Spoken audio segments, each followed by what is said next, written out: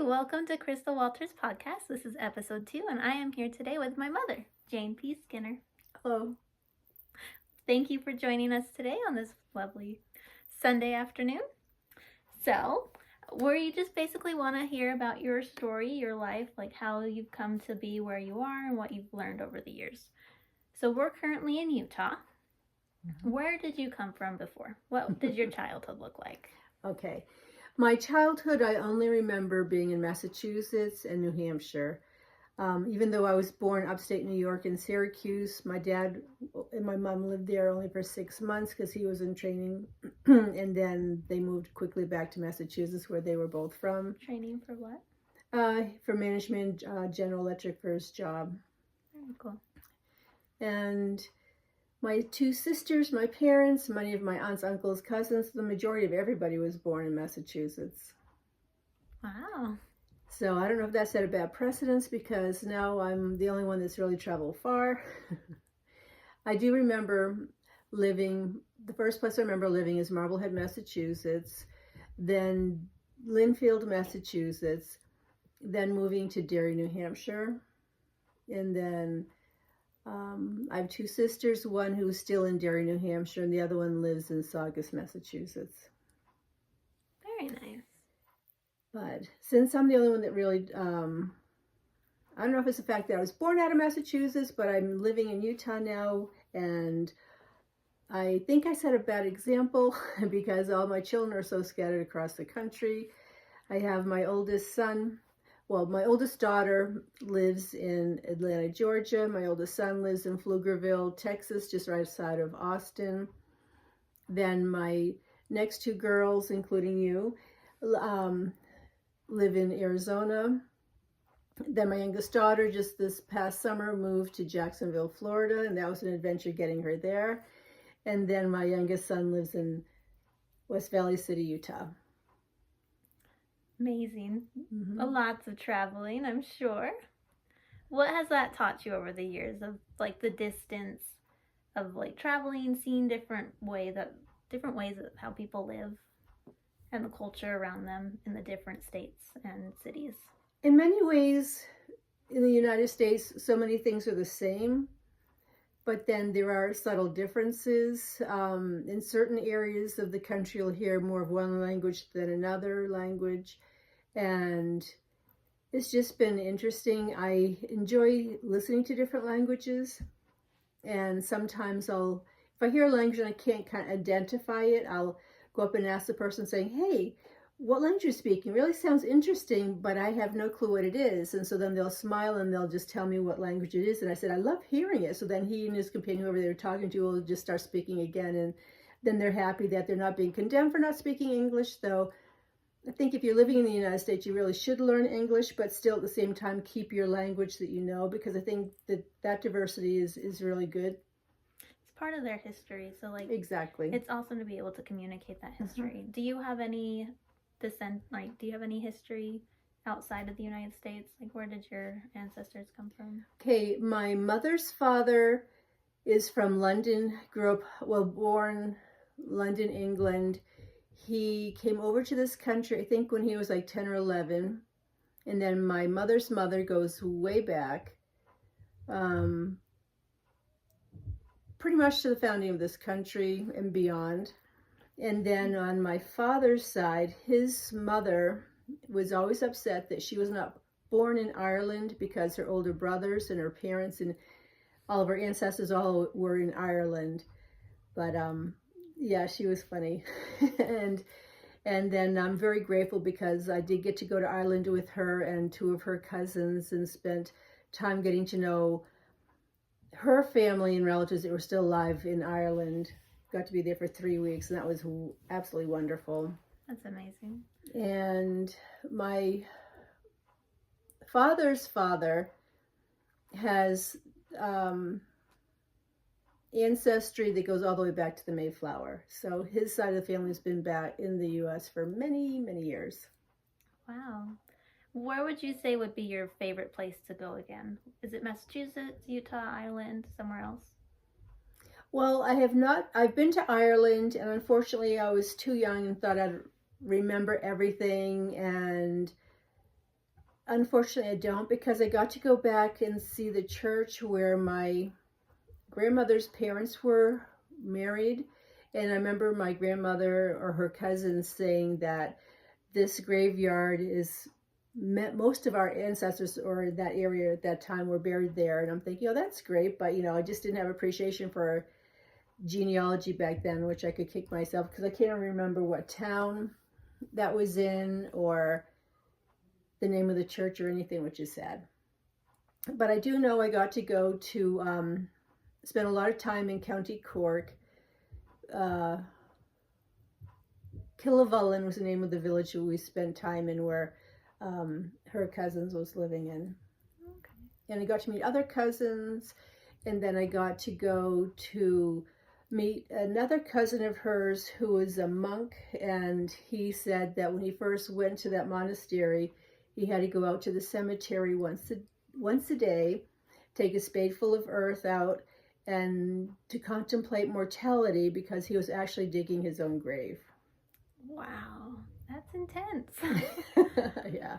And then I got to see a picture of, I think it was his sister or another cousin from Ireland who was a nun serving in South Africa. Wow. So it seems like your family's scattered quite a bit. Would you say that you have like a nomadish heritage bloodline in you? Would you say that you're adventurous? What would you say? Well, I like to travel. I have never been to England. I definitely want to go there. I have pretty much narrowed down the neighborhood where my grandfather was born in. So I want to kind of track things down that way and see where I can go. I think it was last December, last Christmas, or the Christmas before, my daughter Natasha got me a DNA kit, whatever. And so it was very fascinating because my dad was convinced that, he was very Irish and this and that, plus my grandfather. But when we looked at it and split between the DNA makeup between my dad and my dad was almost half Scottish and almost half Irish, and then with a little bit of a Scandinavian country, which I get mixed up with one that my mother has. And when I went to talk to him about that, and he says, "Oh, Dad, look at how much Scottish you have in you," and he goes, "I don't have any Scottish in me." It's like, yeah, you do. And he thought that was very surprising. So I'm not sure if that's where my grandfather has most of his ancestry from, or because definitely the Irish comes from my grandmother, but it's just a mystery. And unfortunately, my dad passed away last year, so I'm not able to get more detail that way. But his youngest brother is still living, so I need to speak with him while I can. Good plan.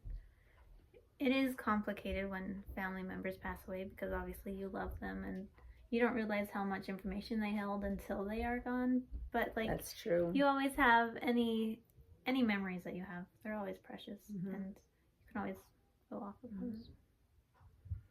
That's just like a couple of weeks ago, I had an opportunity to go back to New Hampshire, like I mentioned, to see my Aunt Ethel, and she got to celebrate her 95th birthday, which was pretty awesome. And then a couple of days later, I got to go visit with her and ask her specific questions I had wanted to, and it was fun to ask her what her favorite memory of my mother was and favorite memory of she had for my dad. Do you remember what they were? Oh yes, I do. My dad has a he really enjoys pruning trees and bushes and whatever, and he gets overzealous about doing it. And so every so often he would prune my mother's forsythia or rhododendrons, but he would go too far, and my mother would call her sister Ethel and say he did it again. And so that's what she said to me. Like, I asked, what's your favorite memory about my dad? And so like, yeah, he did it again. It's like, what? And then she had to explain it to me. But her favorite memory about my mother was something I'd never known. My Aunt Ethel said that when she was in third grade, and it was the third day of the new school year, She came home and she threw her canvas lunch bag at her mother, and then she was sent up to her room and ended up spending the next 3 months up there to find out that she had contracted scarlet fever, and so she was, I guess in quarantine, whatever. So she didn't get to see anybody, and she was just up in her room, and her mother bring her meals and take care of things from there. And then one late evening, or I should say late afternoon, early evening, my mother snuck up there to see what was happening with her sister Ethel and what was going on. And so she ended up getting scarlet fever also. So she got to spend a lot more time with her sister, but my aunt was also happy for the companionship. So she was just happy for that memory that my mom wanted to check on her. And I guess my mother was only like about 4 years old at the time. So she was little. Yeah. What's your favorite memory of your mother? My favorite memory. The first picture that comes up in my childhood is that my dad taught me how to swim. I loved the water. I was in the fish in the water. I just did not like getting out of the water. But my mom was always patiently and kindly sitting at the edge of the water, just barely in the water with the feet maybe covered by the water, not going far out at all. The most I'd ever see her go out in the water was like maybe up to her hips, but usually no further than up to her knees. So I don't think she ever knew how to swim, but it was nice. So that as I got older and then I had children and I wanted to go swimming, she would just be very happy playing with the children on the edge of the water. But that was fun. What about your father? What's your favorite memory of him?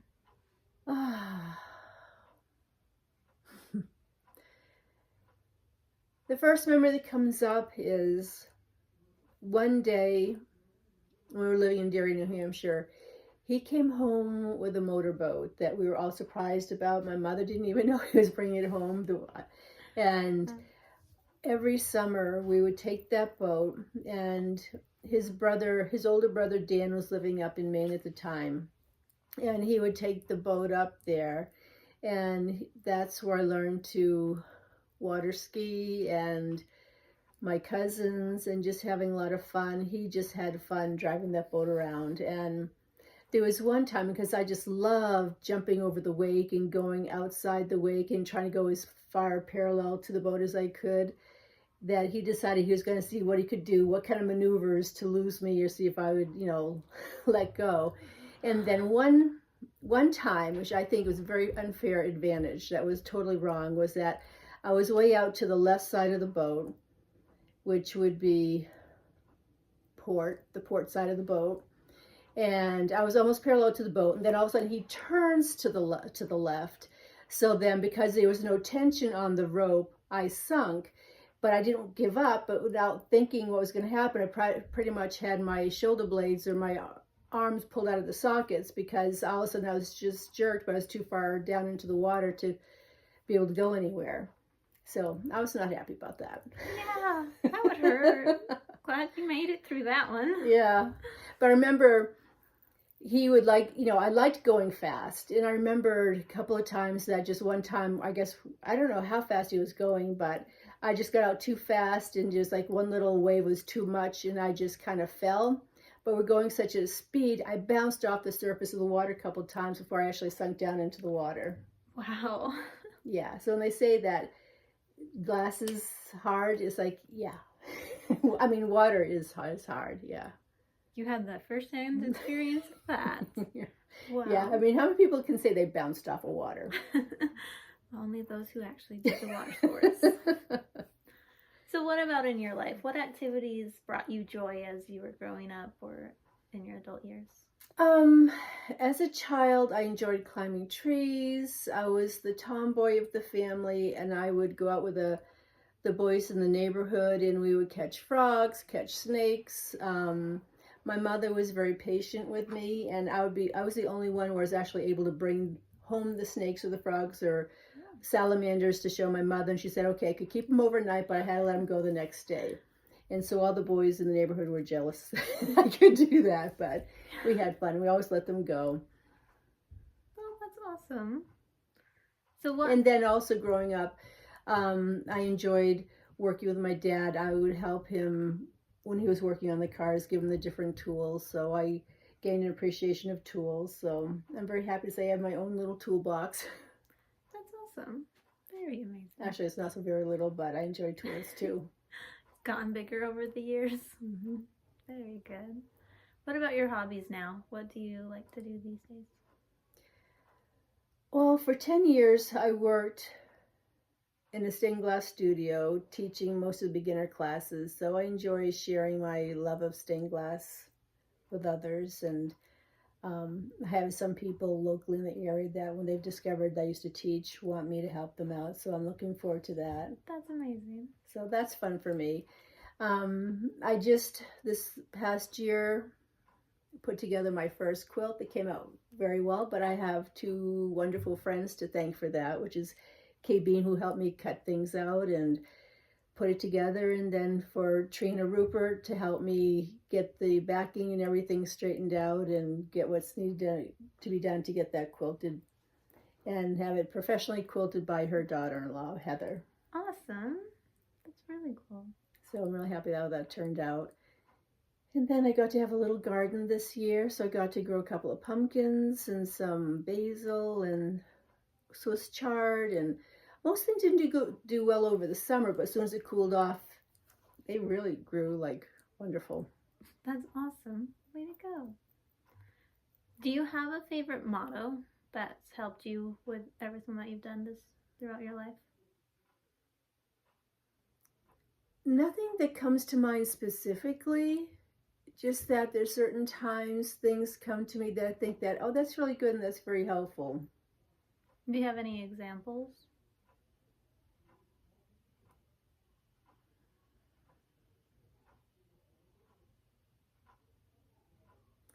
I think the one I like is the one I have back here that says, believe there is good in the world, and then how there's like it's highlighted where actually within that it says be the good. That's awesome. Will you elaborate on that?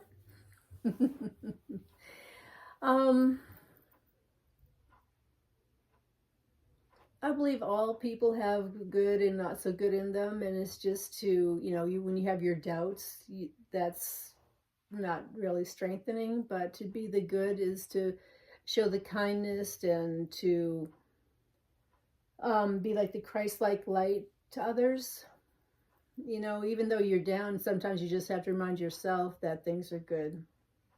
That's true. It helps push you through the hard times. And you know that there's always something better on the end.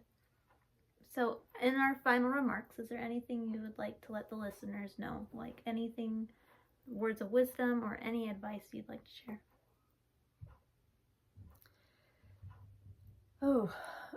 I think the important thing is to have hope that things will always get better. Have something you can focus on and strive towards that, even though sometimes you can doubt yourself, and sometimes just looking for those that have succeeded, that they themselves had to start somewhere. That not the people you think are wonderful, know everything, don't always or didn't always know everything. Little steps by little steps, one action at a time. Yep, because I know more and I can do more than I could years ago when I doubted myself more. So more as I get more confidence, it makes a big difference. And to see where I am now versus where I was, say, 10 years ago or 15 years ago. That's amazing. Definitely gives you a great perspective when you are looking back and you're like, look at all the things I've done and I've accomplished and I've overcome. Yes. Well, thank you very much for your time today. And that is the end of episode 2. We look forward to seeing you at the next one. Bye.